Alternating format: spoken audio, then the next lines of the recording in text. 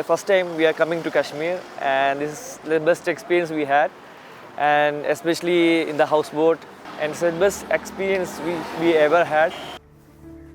श्रीनगर की मशहूर डल और नगीन झीलों और शहर के बीच से गुजरने वाले दरिया जहलम में तैरते ये हाउस बोट्स कई दहाइयों से सयाहों की तवज्जो का मरकज़ रहे हैं। यूरोप और मगरबी ममालिक से आने वाले बहुत से सयाह होटल या गेस्ट हाउस के बजाय इन तैरते हुए घरों में ठहरने को तरजीह देते हैं। कश्मीर टूरिज़म की जो बुनियाद है वो हाउस बोट है। हाउस बोट ने कश्मीर को पूरी दुनिया में इंट्रोड्यूस किया।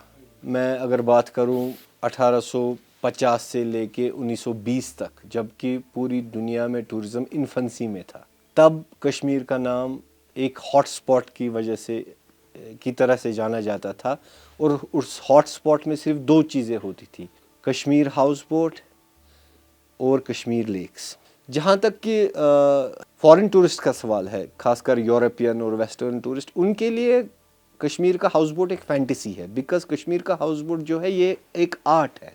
इसके हर एक कोने में, हर एक इंच में आपको आर्ट दिखाई देगा। हाउस बोट मुकम्मल तौर पर लकड़ी से बना होता है। इसमें इंतहाई आला क्वालिटी की देवदार लकड़ी इस्तेमाल की जाती है और आराश के लिए अखरोट की लकड़ी भी इस्तेमाल में लाई जाती है। हर हाउस बोट में एक बड़ा सा ड्राइंग रूम, डाइनिंग रूम और 2 से 6 तक बेडरूम्स होते हैं, जिनके साथ ड्रेसिंग रूम और बाथरूम भी होते हैं। कुछ लग्जरी हाउस बोट्स में हर तरह की जदीद और पुरतयुश सहूलतें भी मौजूद हैं। यही वजह है कि ये हाउस बोट मकामी सयाहत के लिए आइकॉनिक हैसियत रखते हैं, लेकिन इन तमाम खसूसियात और मुस्बत पहलुओं के बावजूद इन हाउस बोट्स की तादाद मुख्तलिफ वजूहात की बिना पर मुसलसल घट रही है। क्योंकि 90 से आगे ऑनवर्ड्स टिल डेट 2000 से अभी 750 आ गई। इसके वजूहात हैं कि जो हाउस बोट है इस पर पहले ब्लैंकेट बैन है नया बनाने में, और जो भी एग्जिस्टिंग है तो उसमें अभी कोर्ट ऑर्डर्स हैं कि रिनोवेट नहीं कर सकते हैं, या अपग्रेडेशन भी बहुत मुश्किल से हो रहा है। हमारी लाइसेंस भी अभी रिन्यू नहीं हो रही है, कम टूरिज़्म की वजह से, या गवर्नमेंट की कोई कंप्रेहेंसिव पॉलिसी इसमें नहीं है, तो उसकी वजह से भी लोग डिसइंटरेस्ट हो गए, तो इसका नंबर घटता ही जा रहा है।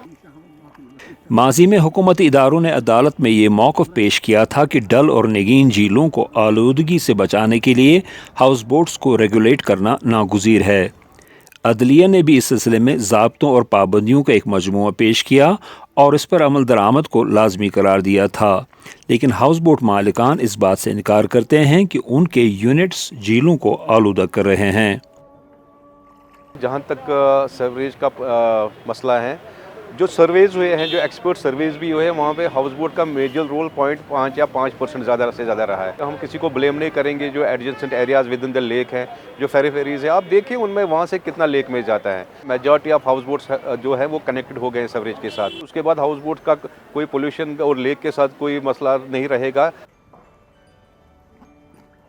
हाउस बोट मालिकान और सयाहत से जुड़े लोग कहते हैं कि अगर कश्मीर की इस पहचान को बचाना है तो सबसे पहले इनकी तमीर मरम्मत पर आयद पाबंदियों को फौरी तौर पर ख़त्म किया जाए और इन्हें चलाने के लिए मुकर्रर ज़ाब्तों को लचकदार बनाया जाए।